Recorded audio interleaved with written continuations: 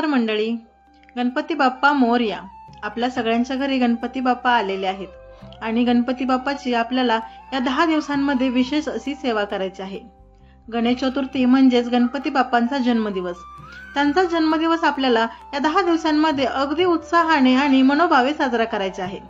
मनोभावे त्यांची सेवा करून आपल्याला त्यांचे विशेष असे आशीर्वाद प्राप्त करायचे आहेत। आपण याच व्हिडिओमध्ये पाहणार आहोत की या 10 दिवसांमध्ये आपण गणपती बाप्पांची सेवा कशी करायची आहे, कोणत्या दिवशी कोणता नैवेद्य द्यायचा आहे, त्यासोबत कोणते मंत्र म्हणायचे आहेत आणि त्यांचे आशीर्वाद मिळण्यासाठी विशेष अशा कोणत्या सेवा आपल्याला करायच्या आहेत, या सगळ्यांबद्दल सविस्तर माहिती आपण आज या व्हिडिओमध्ये पाहणार आहोत।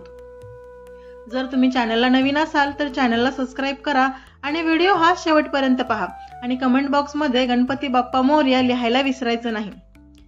जसं की आता रात्र संपत आली आहे आणि पूर्वेकडे लालसर प्रभा दिसते। गावभर मंद गजर सुरू झाला आहे। गणपती बाप्पा मोरया। घरामध्ये अंगणात झेंडूच्या फुलांचा सुगंध, धुपाचा मंद सुवास आणि रांगोळीचे सौंदर्य। आपली आई मोदकांसाठी पीठ मळते, बाबा तोरण बांधतात आणि मुलं ही बाप्पांच्या फोटो समोर किंवा मूर्ती समोर आरतींचा सराव करतात। हे सगळं दृश्य आपल्याला आज दिवसभरामध्ये सगळी धावपळ आपल्याला आपल्या घरी दिसली असेल। हे काय आहे तर हे एक भावनाचं प्रतीक आहे। शिव पार्वतींचा मुलगा म्हणजेच कोण तर कार्तिकेय यांचा जन्म झाला तेव्हा त्याला कुणीही पराभव करू शकत नव्हतं आणि त्यांचाच मुलगा म्हणजे आपले गणपती बाप्पा। दोघांमध्ये एक स्पर्धा सुरू झाली। असं ठरलं गेलं की पृथ्वीची प्रदक्षिणा जो करेल त्याला विशेष असं फळ मिळणार आहे। जो सगळ्यात आधी प्रदक्षिणा करेल त्याला विशेष फळ मिळेल। त्यासाठी कार्तिकेय आपले वाहन मोर घेऊन निघाले आणि त्यासोबत गणपती बाप्पाचं वाहन तर आपल्याला माहितीच आहे कोणतं आहे तर ते उंदीर मामा। तर गणपती बाप्पाला थोडं थांबले तिथेच। गणपती बाप्पाने काय केलं, त्यांच्या आई वडिलांना तिथे बसवलं आणि त्यांच्या भोवतीच प्रदक्षिणा केल्या। शिव पार्वती हे माझे संपूर्ण सृष्टी आहे, हेच माझे पूर्ण जीवन आहे असं म्हणून त्यांनी त्यांची प्रदक्षिणा घातल्या। तर ही गोष्ट आपल्याला काय सांगते तर ही म्हणजे काय आहे, ही एक सेवा आहे आणि सेवा म्हणजेच भाव आहे। याच भावनेने आपल्याला 10 दिवस बाप्पांची सेवा करायची आहे। जसं गणपती बाप्पांनी आपल्या आई वडिलांची सेवा केली तशीच आपल्याला या 10 दिवसांमध्ये गणपती बाप्पाची सेवा करायची आहे। गणपतीच्या बाप्पाची जर तुम्ही सेवा केली तर तुमच्यावरती जे विघ्न आहेत ते दूर होतील, कारण गणपती बाप्पा हेच विघ्नहर्ता आहेत। कोणत्याही कामाची सुरुवात करण्याआधी आपण सर्वप्रथम गणेशाला नमन करतो। त्यामुळे आपल्याला या दिवसांमध्ये सगळ्यात पहिल्या दिवशी काय करायचं आहे तर पहिल्या दिवशी प्राणप्रतिष्ठा आणि स्वागत करायचं आहे।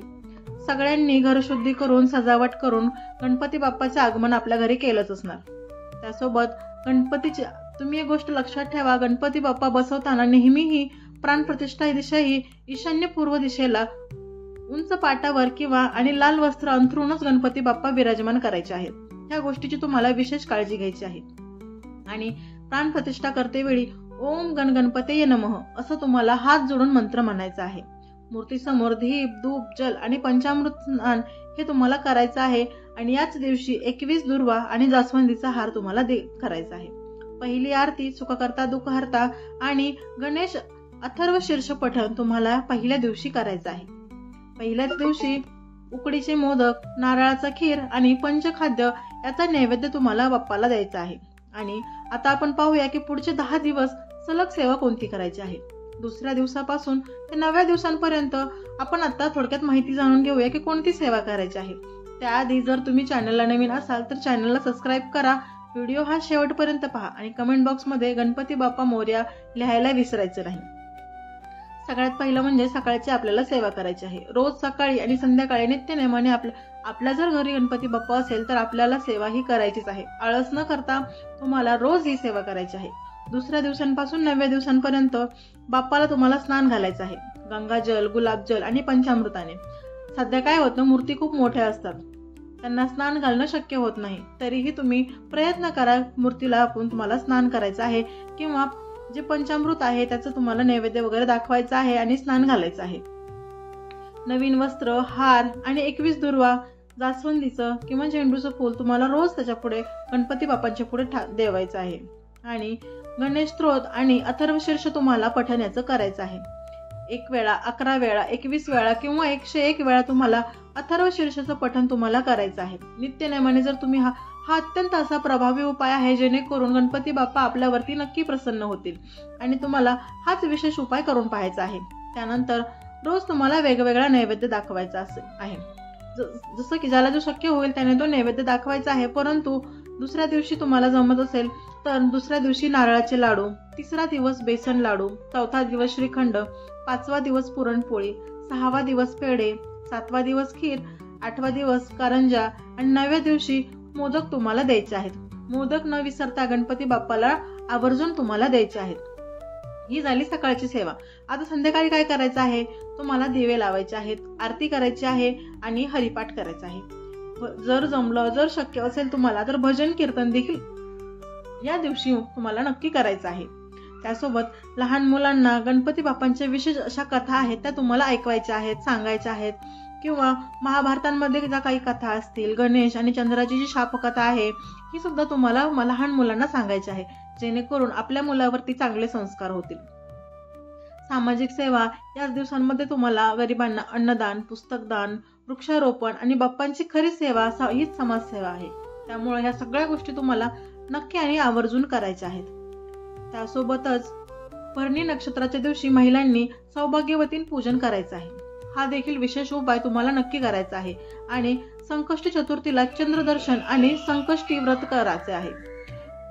ही सेवा तुम्हाला आवर्जून करायची आहे. त्यासोबतच तुम्हाला 10व्या दिवशी एक महापूजा करायची आहे, जी सकाळची शेवटची असेल आणि तुमच्या आवडत्या पदार्थाचा नैवेद्य मांडायचा आहे. आरती भक्तिपाठ करायचा आहे. आणि हे गणराया, या 10 दिवसांच्या सेवेत आमची मन आनंदित झाली, पुढच्या वर्षी लवकर ये अशी प्रार्थना करून तुम्हाला 10व्या दिवशी गणपती बाप्पाचं विसर्जन करायचं आहे. आता प्रत्येकाच्या घरी गणपती हा सगळ्यांच्या घरी 10 दिवसांचाच असतो असं नाही. काहींच्या घरी 1.5 दिवसांचा, 3 दिवसांचा, 5 दिवसांचा किंवा 9 दिवसांचा असतो. परंतु ज्या सेवा सांगितलेल्या आहेत त्या तुम्हाला आवर्जून करायच्याच आहेत. आणि त्यासोबत प्रत्येक दिवसासाठी एक छोटासा किस्सा, जसं की गणेश आणि विघ्न दूर करणारे प्रसंग, 2-3 मंत्र, श्लोक, त्याचा अर्थ, त्यासोबत भक्तांचे काही अनुभव आहेत. एखाद्या भक्ताने 10 दिवस सेवा करून काही चमत्कार अनुभवले किंवा जे सामाजिक संदेश आहेत, या सगळ्या गोष्टी तुम्हाला पालन करायचं आहे. हे तुमच्या मुलांना, घरामध्ये सगळ्यांना सांगायचं आहे. मित्रांनो, गणपती बाप्पाची सेवा फक्त ही एक विधी नाही, ती आपल्या मनातील भक्ती आणि आपल्या घरात बाप्पा 10 दिवस येऊन राहतो म्हणजे आपल्या मनातील वाईट भावना दूर करून जाते. ही सेवा भक्तिभावाने जर केली तर बाप्पांची कृपा तुमच्यावर आणि तुमच्या कुटुंबावर सदैव राहतील. गणपती बाप्पा मोरया, मंगलमूर्ती मोरया. माहिती जर आवडली असेल तर लाईक करायला विसरायचं नाही आणि शेअर देखील करायला विसरायचं नाही. अशाच नवनवीन माहितींसाठी बेल आयकॉनला प्रेस करा. धन्यवाद मंडळी.